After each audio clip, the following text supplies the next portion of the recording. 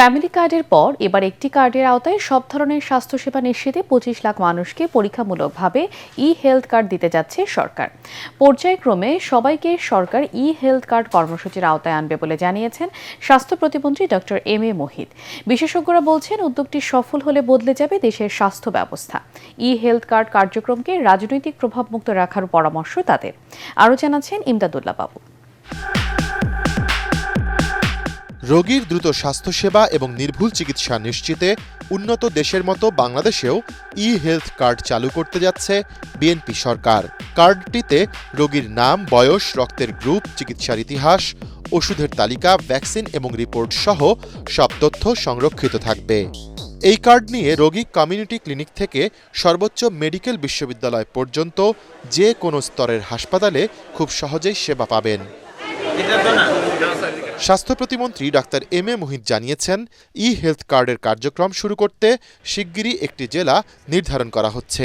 Health কার্ডের কাজটি আমাদের একটি প্রায়োরিটি, একটি অগ্রাধিকার। প্রথমে একটা পাইলট প্রকল্পের আওতায় প্রায় 25 লক্ষ মানুষকে এই সেবার আওতায় এনে এই সিস্টেমটাকে আগে তৈরি করব। সেটা হতে পারে একটি জেলায় 5টি বা 6টি উপজেলা নিয়ে আমরা সেটাকে ট্রায়াল দিলাম। ডেটা গ্যাদারিং এবং ব্যাক এন্ডে ডেটা রাখার যে ব্যবস্থা, যে সার্ভার এবং যে সমস্ত প্রযুক্তিগত ব্যবস্থা নিতে হবে, সেগুলো সম্পন্ন হওয়ার পরে আমরা তখন ফুল প্রোগ্রামটাকে 64 জেলায় বছরে বছরে এটাকে এক্সপ্যান্ড করব। বিশেষজ্ঞরা বলছেন, শুধু স্বাস্থ্যসেবাই নয়, জটিল রোগীদের চিকিৎসায় সরকার ঘোষিত খরচ প্রদানের কার্যক্রমও হেলথ কার্ডের অধীনে আনা প্রয়োজন। সরকার যেটা অলরেডি বলেছে, জটিল কঠিন রোগের জন্য 3 লক্ষ বা এরকম টাকার একটা দরিদ্র মানুষদের বা স্বল্প আয়ের মানুষদের দিবে।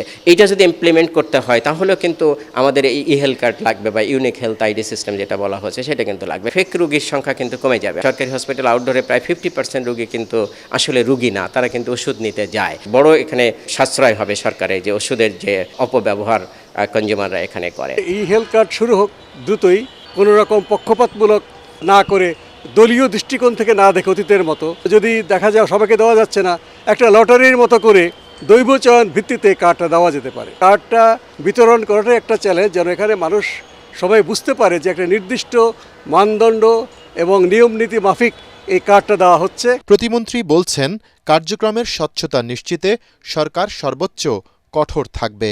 বিশাল পরিসরের একটি কাজ, এই কাজটিকে আমরা সুপরিকল্পিতভাবে করতে চাই।